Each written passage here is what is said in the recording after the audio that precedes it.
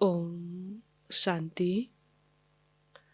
आज मिति 2079 जेठ 20 गते शुक्रबार, तदनुसार 3/6/2022 को प्यारे बाबाको महावाणी हामी सुन्नेछौँ। बाबा हामी बच्चाहरूलाई खुशनसीब बनाउन आउनुभएको छ। सदा खुसीको खजाना, खुसीको खबर बाबा हामीलाई दिन आउनुहुन्छ। त्यो खुसीको खजाना लिएर हामी सदा खुशनसीब बनिरहेका छौँ। त्यसैले हामीलाई यस्तो खुसी मिलेको छ कि हमको मिले ऐसी खुसी जो कभी मिल्ती नहीं। त यो खुसी यति अमर छ कि जसको आयु कहिले पनि ढल्दैन। संसारमा दुःखै दुःख छ, एकछिन खुसी छ, फेरि एकछिन रोदन छ। बाबाले हामीलाई स्वर्ग बनाउने जिम्मेवारी, स्वर्ग बनाउने कार्य दिनुभएको छ। त्यो शुद्ध नशामा रहेर हामी यो कार्यमा रहेका छौँ, खुसीमा रहेका छौँ। त आज बाबा हामी बच्चाहरूलाई फेरि सुनाउँदै हुनुहुन्छ, मिठे बच्चे, यो खेल हो कब्रिस्तान र परिस्तानको। यस समयमा विश्व कब्रिस्तान छ, फेरि परिस्तान बन्ने छ। तिमीले यस कब्रिस्तानसँग दिल लगाउनु हुँदैन। बाबा भन्नुहुन्छ, यो खेल हो कब्रिस्तान र परिस्तानको, नर्क र स्वर्गको खेल हो। र यस समयमा विश्व कब्रिस्तान छ, फेरि परिस्तान बन्नेछ। तिमीले यस कब्रिस्तानसँग दिल लगाउनु हुँदैन। यदि दिल लगाउँछौ भने दिल टुट्छ, हामी दुखी हुन्छौँ। त्यसैले बाबा भन्नुहुन्छ अब स्वर्गतर्फ नै आफ्नो दिल लगाउनु छ र यस पुरानो संसार, पुरानो दुनियाँबाट आफ्नो दिल हटाउँदै जानु छ। बाबा आज प्रश्न सोध्नुहुन्छ, मनुष्यले कुन चाहिँ एक कुरालाई बुझे भने सबै संशय मेटिन्छ। त्यस्तो कुन कुरा, एक कुरालाई बुझे भने सबै संशयहरू मेटिएर जान्छन्। किनभने नयाँ ज्ञान हो, धेरै मान्यता, धेरै कुराहरू सुन्दै आएका छन्। त्यसैले यो नयाँ कुरालाई स्वीकार गर्न, यस कुरामा निश्चय बुद्धि बन्न कठिनाइ पनि हुन सक्छ। तर कुन चाहिँ यस्तो कुरा यदि बुझ्छौँ भने सबै संशयहरू मेटिएर जान्छन्। बाबा भन्नुहुन्छ, बाबा को हुनुहुन्छ, उहाँ कसरी आउनुहुन्छ, यो कुरा बुझ्यो भने सबै संशय मेटिन्छ। त बाबा को हुनुहुन्छ, भगवान को हुनुहुन्छ र कहाँ आउनुहुन्छ, कसरी आउनुहुन्छ, यो कुरा स्पष्ट यथार्थ रीतिले बुझ्यो भने संशय मेटिन्छ। बाबालाई नचिनेसम्म संशय मेटिन सक्दैन। त बाबालाई यथार्थ रूपले नचिनेसम्म संशय मेटिन सक्दैन। निश्चय बुद्धि बन्यो भने विजय मालामा आउँछौ। तर एक एक कुरामा सेकेन्डमा पुरा निश्चय हुनुपर्छ। त निश्चय हामी जब बन्छौँ तब नै विजय मालामा आउँछौँ। यो ज्ञान सबै निश्चयमा नै आधारित छ। जति हामी निश्चय बुद्धि बन्दै जान्छौँ त्यति नै हामी अगाडि बढ्दै जान्छौँ, अनुभूतिहरू गर्दै जान्छौँ। र निश्चय नै यदि छैन भने फेरि अल्मलिन्छौँ। त बाबा भन्नुहुन्छ एक एक कुरामा सेकेन्डमा पुरा निश्चय हुनुपर्छ। त एक एक कुरामा, एउटा पनि कुरामा अलमल छ, एकै कुरामा मात्र पनि संशय छ भने पनि धेरै हलचल हुन सक्छ। त्यसैले हरेक कुरामा निश्चय, निश्चयको विषयमा बाबाले स्वयंमा निश्चय, परमात्मामा निश्चय, ड्रामामा निश्चय, त्यही कुरामा निश्चय हुन जरुरी छ। तब हामी विजय मालामा आउन सक्छौँ। गीत छ, छोडबिदे आकाश सिंहासन, अब इस धरती पर आजा रे। तब यो आकाश सिंहासनलाई छोडेर हे भगवान यस धरतीमा आउनुहोस्। फेरि आफ्नो परिचय दिएर समस्त मानवलाई सुख शान्तिको वर्षा दिएर सच्चा यथार्थ पहिचान जब व्यक्तिलाई मिल्छ तब पुनः फेरि स्वर्गमा जाने पुरुषार्थ हरेकले गर्नेछन्। त्यसैले छोडेर बाबा यस धरतीमा आउनु भएको छ। हरेक दिन हामी बच्चाहरूसँग मिलिरहनु भएको छ। ओम शान्ति। बाबा बसेर बच्चाहरूलाई सम्झाउनुहुन्छ। यहाँ हुनुहुन्छ बेहदका रुहानी बाबा। आत्माहरू सबैले रूप त अवश्य फेर्छन्, निराकारबाट साकारमा आउँछन् पाठ खेल्न कर्मक्षेत्रमा। त आत्माहरू सबैले रूप त अवश्य फेर्छन्, यो शरीर फेर्छ आत्माले, निराकारबाट साकारमा आउँछन् पाठ खेल्न। बच्चाहरूले भन्छन्, बाबा हजुरले पनि हामीले जसरी रूप फेर्नुहोस्। अवश्य साकार रूप धारण गरेर नै त बाबाले ज्ञान दिनुहुन्छ नि। त बाबा पनि साकार रूपमा आएर ज्ञान दिनुहुन्छ। मनुष्यको नै रूप लिनुहुन्छ नि, फेरि बाबाले पनि त मनुष्यको रूप लिनुहुन्छ ज्ञान दिनलाई। बच्चाहरूलाई पनि थाहा छ हामी निराकार हौँ, फेरि साकार बन्छौँ। वास्तवमा हो पनि त्यस्तै, उहाँ हुनुहुन्छ निराकारी दुनियाँमा। यो कुरा बाबा बसेर सुनाउनुहुन्छ, भन्नुहुन्छ तिमीले आफ्नो 84 जन्मको कथालाई जान्दैनौ। म यिनमा प्रवेश गरेर यिनलाई सम्झाइरहेको छु। यिनले त जानेका थिएनन् नि, ब्रह्माले पनि जानेका थिएनन्। उहाँमा प्रवेश गरेर पहिला ब्रह्मालाई नै सुनाउनुहुन्छ। कृष्ण त सत्युगका राजकुमार हुन्। बाबालाई आउनुपर्छ पतित दुनियाँ, पतित शरीरमा। कृष्ण गोरो थिए, फेरि कालो कसरी भए यो कसैलाई थाहा छैन। भन्छन् सर्पले डस्यो, त कसरी कालो भए, मूर्ति किन कालो बनाउँछन् यो कसैलाई पनि थाहा छैन।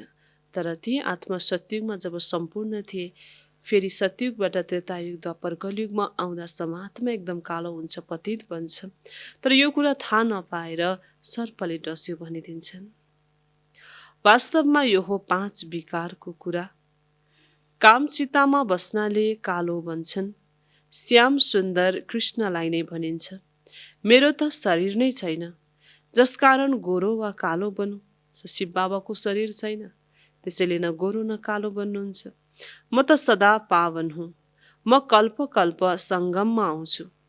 जब कलियुगको अन्त्य सत्युगको आदि हुन्छ, मलाई नै आएर स्वर्गको स्थापना गर्नु छ। सत्युग हो सुखधाम, कलियुग हो दुःखधाम। यस समयमा मनुष्य सबै पतित छन्। सत्युगको लक्ष्मी नारायण महाराजा महारानीको सरकारलाई भ्रष्टाचारी त बनिँदैन, यहाँ सबै छन् पतित। सत्युगमा लक्ष्मी नारायणलाई भ्रष्टाचारी बनिँदैन, सबै पतित यहाँ नै हुन्छन्। पहिले स्वर्ग थियो, त्यति बेला देवी देवताहरूको राज्य थियो, एउटै धर्म थियो। सम्पूर्ण पावन श्रेष्ठचारी थिए। भ्रष्टाचारीले श्रेष्ठचारीको पूजा गर्छन्। सन्यासीले पवित्र बन्छन् अनि अपवित्रताले उनलाई ढोक्छन्। सन्यासी पवित्र बन्छन् अनि फेरि अपवित्रले सन्यासीलाई ढोक्छन्। सन्यासीलाई गृहस्थले केही फलो त गर्दैनन्, केवल भनिदिन्छन् म फलानु सन्यासीको फलोवर्स हुँ। त्यसो त अब फलो गरे पो हो। उनीहरू पनि जब सन्यासी बन्छन् अनि भनिन्छ फलोवर्स। गृहस्थी फलोवर्स बन्छन्, तर उनीहरू पवित्र त बन्दैनन्। फलो गर्छन् तर आफू पनि पवित्र बन्दैनन्। न सन्यासीले उनलाई बुझाउँछन्, न स्वयंले बुझेका छन्। हामीले फलो त गरेका छैनौँ, यहाँ त पुरा फलो गर्नुपर्छ। माता पितालाई गायन गरिन्छ, फलो फादर मदर। अरूसँग बुद्धि योग तोड्नु छ, सबै देहधारीसँग तोडेर म एक बाबासँग जोड। अनि बाबाको पासमा पुग्नेछौ, फेरि सत्युगमा आउँछौ। तिमी अलराउन्डर हौ, 84 जन्म लिन्छौ, आदिदेखि अन्त्यसम्म, अन्त्यदेखि आदिसम्म। तिमीलाई थाहा छ हाम्रो अलराउन्ड पाठ चल्छ। अरू धर्म मान्नेहरूको आदिदेखि अन्त्यसम्म पाठ चल्दैन। आदि सनातन हुने एक देवी देवता धर्म। पहिला सुरुमा सूर्यवंशी थिए। अब तिमीलाई थाहा छ हामीले अलराउन्ड 84 जन्मको चक्कर लगाउँछौँ। त अलराउन्ड 84 जन्मको चक्कर हामीले नै लगाउँछौँ। पछि आउनेहरू त अलराउन्ड हुन सक्दैनन्, यो बुझ्ने कुरा हो नि। बाबा सिवाय अरू कसैले सम्झाउन सक्दैन। पहिला सुरुमा हुन्छ नै दैवी धर्म। आधा कल्प सूर्यवंशी चन्द्रवंशी राज्य चल्छ। अहिले त हो धेरै सानो युग, यसलाई नै सङ्गम भनिन्छ, कुम्भ पनि भनिन्छ। उहाँलाई नै याद गर्छन्, हे परमपिता परमात्मा, आएर हामी पतितहरूलाई पावन बनाउनुहोस्। फेरि भगवानलाई नै याद गर्छन्, आएर हामीलाई पावन बनाउनुहोस् भनेर। बाबासँग मिल्नको लागि कति भट्किरहन्छन्, भगवानसँग मिल्नको लागि फेरि कति भट्किरहन्छन्, यज्ञ तप दान पुण्य आदि गरिरहन्छन्, फाइदा केही पनि छैन। अब तिमी भट्किनबाट छुटेका छौ। त भट्किनबाट हामी छुटेका छौँ। कहाँ जाँदा हुन्छ, कहाँ ठिक हो, कहाँ सही हो, कहाँ जाने, के मान्ने, यो केही पनि थाहा थिएन। भट्किएका थियौँ, अब भट्किनबाट बन्द भएको छ। त्यो हो भक्ति काण्ड, यो हो ज्ञान काण्ड। भक्ति मार्ग आधा कल्प चल्छ, यो हो ज्ञान मार्ग। यस समयमा तिमीलाई पुरानो दुनियाँबाट वैराग्य दिलाइन्छ। त्यसैले तिम्रो यो हो बेहदको वैराग्य, किनकि तिमीलाई थाहा छ यो सारा दुनियाँ कब्रिस्तान हुनु छ। त बाबा भन्नुहुन्छ, यस समयमा कब्रिस्तान छ, फेरि परिस्थान बन्छ। यो खेल हो कब्रिस्तान र परिस्थानको। बाबाले परिस्थान स्थापना गर्नुहुन्छ, जसलाई याद गर्छन्। रावणलाई कसैले याद गर्दैन। मुख्य एक कुरा बुझे भने सबै संशय मेटिन्छ। जबसम्म पहिले बाबालाई चिन्दैनन्, संशय बुद्धि नै रहन्छन्। त जबसम्म बाबालाई नै चिन्दैनन् भने संशय बुद्धि रहन्छन्। संशय बुद्धि विनशयन्ति। वास्तवमा हामी सबै आत्माहरूको उहाँ बाबा हुनुहुन्छ। उहाँले नै बेहदको वर्षा दिनुहुन्छ। निश्चयद्वारा नै विजय मालामा आउन सक्छौ। एक एक अक्षर सेकेन्डमा निश्चय हुनुपर्छ। बाबाले भन्नुहुन्छ, त्यसैले पुरा निश्चय हुनुपर्छ नि। बाबा निराकारलाई भनिन्छ। यसो त गान्धीलाई पनि बापुजी भन्थे, तर यहाँ त विश्वको बापुजी हुनुहुन्छ नि। उहाँ त हुनुहुन्छ नि विश्वको गडफादर। विश्वको गडफादर त धेरै उच्च हुनुभयो नि। उहाँबाट विश्वको बादशाही मिल्छ। ब्रह्माद्वारा स्थापना हुन्छ विष्णुको राज्यको। तिमीलाई थाहा छ, हामी नै विश्वको मालिक थियौँ। हामी नै देवी देवता थियौँ। फेरि चन्द्रवंशी, वैश्यवंशी, शूद्रवंशी बन्यौँ। यी सबै कुरालाई तिमी बच्चाहरूले नै बुझ्दछौ। बाबाले भन्नु पनि हुन्छ, यस मेरो ज्ञान यज्ञमा विघ्न धेरै पर्छन्। विघ्न धेरै पर्छन्।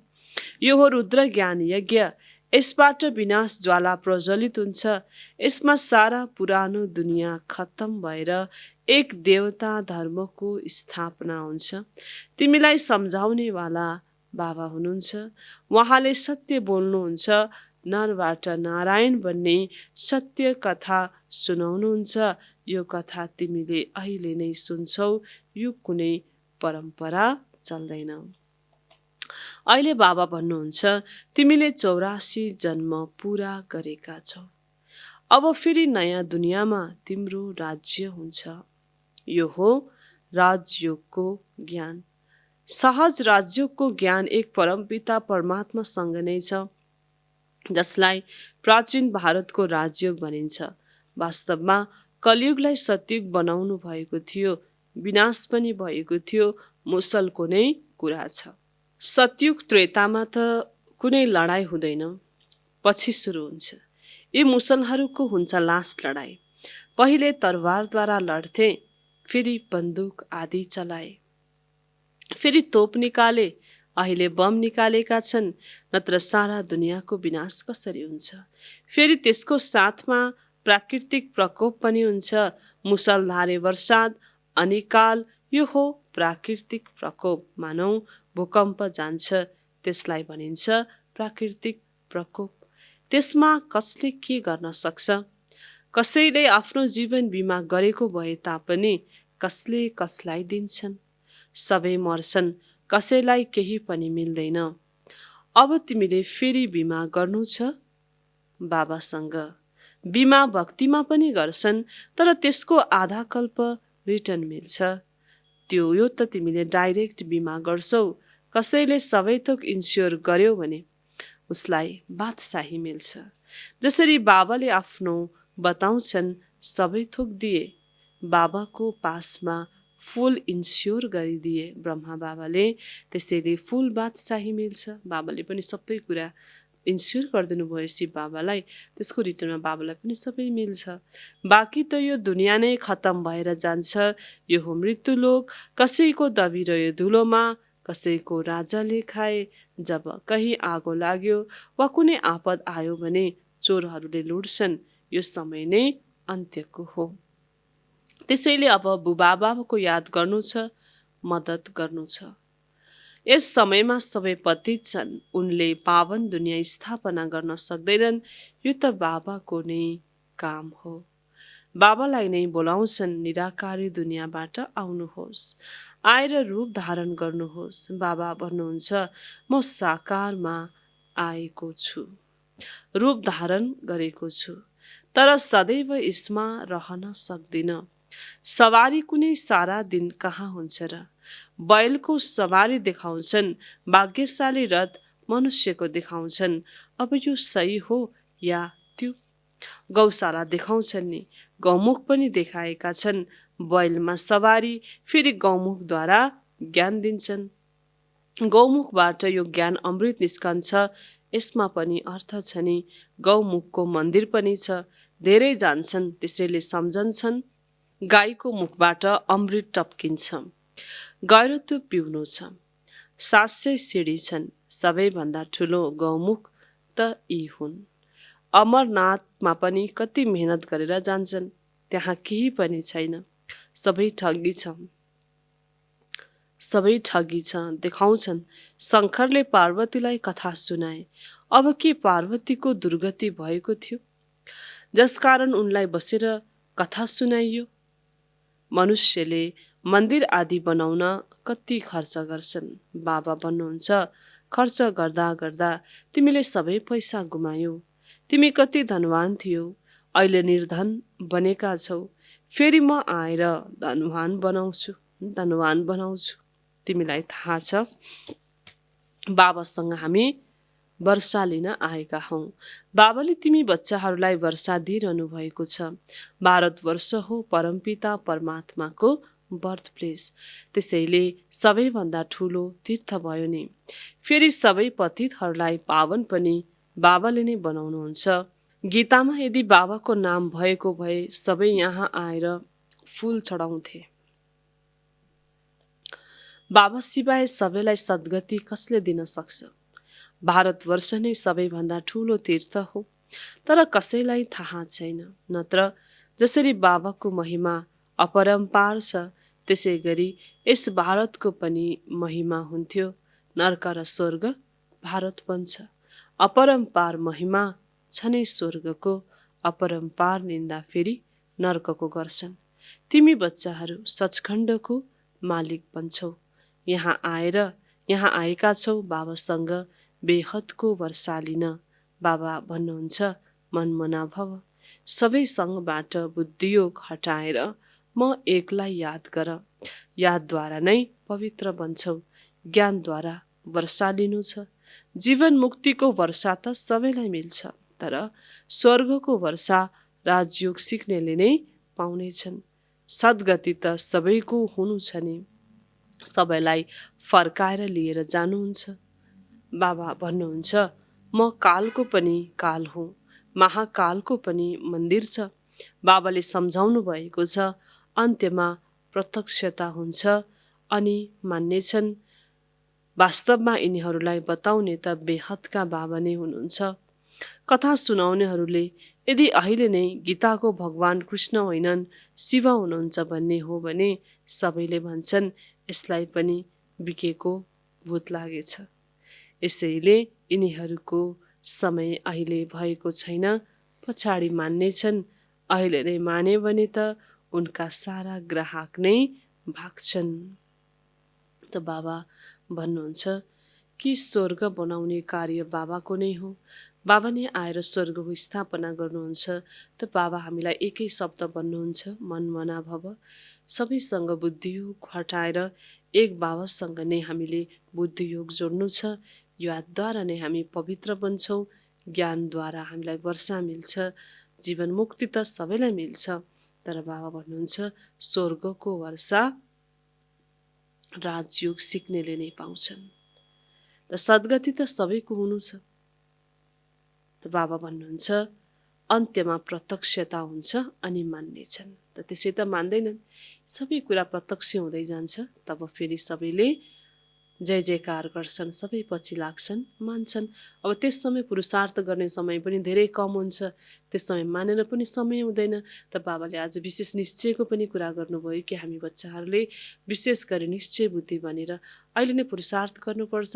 सारा कुरा निश्चयमा अडिएको छ, निश्चय नै छैन भने न शक्ति मिल्छ, न अनुभूति हुन्छ, न ज्ञानलाई बुझ्न नै सक्छौँ, संशय मात्र आइरहन्छ। जब संशय आउँछ न हामीलाई योग लाग्न सक्छ, न खुसीको अनुभूति हुन सक्छ। त्यसैले यो निश्चय हुनुपर्छ कि बाबा आउनु भएको छ, बाबाले हामीलाई पढाइरहनु भएको छ। र जब हामीलाई शान्तिको अनुभूति हुन्छ, बाबाले ती कुराहरू गहन कुराहरू बताउनुहुन्छ जो मनुष्यले बताउन सक्दैन, यो ज्ञान मनुष्यलाई दिन सक्दैन। जुन यो शब्दहरू उच्चारण गर्नुहुन्छ बाबाले कि यो कुनै गुरुले बताउन सक्नुहुन्न। त्यसैले बाबा भन्नुहुन्छ कि निश्चय बुद्धि बन्नु छ, निश्चय गर्नु छ। अच्छा, मिठे मिठे सिखिलिँदै बच्चाहरूप्रति माता पिता बाप दादाको याद प्यार एवं गुड मर्निङ। रुहानी बाबाको रुहानी बच्चाहरूलाई नमस्ते। हामी रुहानी बच्चाहरूको रुहानी बाबालाई याद प्यार, गुड मर्निङ एवं नमस्ते बाबा, नमस्ते। धार्नको लागि मुख्य सार, अरू सबै सङ्ग तोडेर माता पिताको पुरा अनुसरण गर्नु छ। यस पुरानो दुनियाँसँग बेहदको वैराग्य राखेर यसलाई बिर्सिनु छ। त यस दुनियाँसँग वैराग्य कि सबै हामीले जे यो आँखाले देख्छौँ यो सबै रहनेवाला छैन, यो सबै खतम भएर जानेछ। त्यसैले यो स्मृतिमा राख्छौँ भने हामीलाई वैराग्य आउँछ। जब वैराग्य आउँछ हामीलाई यो संसारलाई बिर्सन सजिलो हुन्छ र बाबालाई याद गर्न सजिलो छ। त अझै पनि केही लगाव छ, केही आसक्ति छ यो संसारको कुराहरूमा, तब हामीले बाबाको प्यारलाई यो सत्युगी संसारको अनुभूति गर्न मेहनत गर्नुपर्छ। त्यसैले बाबा भन्नुहुन्छ कि यो पुरानो संसारलाई बिर्सिँदै जानु छ। यो अन्त्यको समय हो। सबै खत्तम हुनुभन्दा पहिले आफूसँग जे जति छ त्यसलाई इन्स्योर गरेर भविष्यमा फुल बादशाहीको अधिकार लिनु छ। त यो अन्त्यको समय हो। सबै खत्तम हुनुभन्दा पहिले आफूसँग जे जति छ त्यसलाई इन्स्योर गरेर भविष्यमा फुल बादशाहीको अधिकार लिनु छ। बाबाको वरदान, ब्राह्मण जीवनमा सदा खुसीको खुराक खाने र खुवाउने श्रेष्ठ भाग्यवान भव। त ब्राह्मण जीवनमा सदा खुसीको खुराक खाने र खुवाउने श्रेष्ठ भाग्यवान भव। विस्तारमा, विश्वको मालिकका हामी बालक सो मालिक हौँ। यसै ईश्वरीय नशा र खुसीमा रहने गर। वाह मेरो श्रेष्ठ भाग्य अर्थात् नसिब। यसै खुसीको झुलामा सदा झुलिराख। सदा खुशनसिब पनि हौ र सदा खुसीको खुराक खान्छौ र खुवाउँछौ पनि। अरूलाई पनि खुसीको महादान दिएर खुशनसिब बनाउँछौ। तिम्रो जीवन नै खुसी हो, खुसी रहनु नै जिउनु हो। यही ब्राह्मण जीवनको श्रेष्ठ वरदान हो। त हामी विश्वको मालिक, हामी बालक सो मालिक हौँ। यसै ईश्वरीय नशा र खुसीमा रहने गर। त यसै ईश्वरीय नशा र खुसीमा हामी रहने गर्नु छ कि वहाँ मेरो श्रेष्ठ भाग्य अर्थात् नसिब। यसै खुसीको झुलामा सदा झुलिराख। सदा खुशनसिब पनि हौ र सदा खुसीको खुराक खान्छौँ। त खुश नसिब हौ हामी। हाम्रो भाग्यमा खुसी लेखिदिनु भएको छ बाबाले। हाम्रो नसिब खुसी र सदा खुसीको खुराक खान्छौँ। सदा बाबाले हामीलाई खुसीको खुराक कि सत्युग हामी जाँदैछौँ, हामी विश्वको मालिक बन्नेवाला छौँ, त्यस्तो खुसीको खुराक पनि खान्छौँ र अरूलाई पनि खुवाउँछौँ। त अरूलाई पनि खुसीको महादान दिएर खुस नसिब बनाउँछौँ। तिम्रो जीवन नै खुसी हो, खुसी रहनु नै जिउनु हो, यही ब्राह्मण जीवनको श्रेष्ठ वरदान हो। स्लोगन छ आज, हर परिस्थितिमा सहनशील बन्यौ भने मोजको अनुभव गरिरहन्छौ। त हर परिस्थितिमा सहनशील बन्यौ भने मौजको अनुभव गरिरहन्छौ। त सहनशील परिस्थिति परिवर्तन भइरहन्छ, तर हरेक कुरामा सहनशील हामी बन्दै जान्छौँ भने मौजको अनुभूति हामी गर्छौँ। सहन गर्नै सकेनौँ भने डिस्टर्ब हुन्छौँ, गाह्रो हुन्छ, अल्मलिन्छौँ। तर जब हामीले सच्चाइले खुसी खुसीले बाबाको प्रेममा कुनै पनि कुरा सहन गर्छौँ भने मौजको अनुभव हामी गरिरहन्छौँ। मातेश्वरीजीका अनमोल महावाक्य, यो हाम्रो ईश्वरीय ज्ञान हाम्रो बुद्धिबाट निस्किएको होइन, न कुनै हाम्रो समझ अथवा कल्पना हो अथवा सङ्कल्प हो, तर यो ज्ञान सारा सृष्टिको जो रचयिता हुनुहुन्छ उहाँद्वारा हामीले सुनेको ज्ञान हो। त्यो ज्ञान कुनै हामीले अध्ययन गरेर चिन्तन गरेर कुनै लेखेर आफ्नो मनबाट आएको कुरा होइन। यो त बाबा भन्नुहुन्छ उही रचयिता सारा सृष्टिको पिता उहाँबाट उहाँले दिनुभएको ज्ञान हो। साथसाथै यो ज्ञान जुन सुनेर अनुभव गरेर र विवेकमा ल्याइएको छ त्यो तिमीहरूलाई सुनाइएको हो।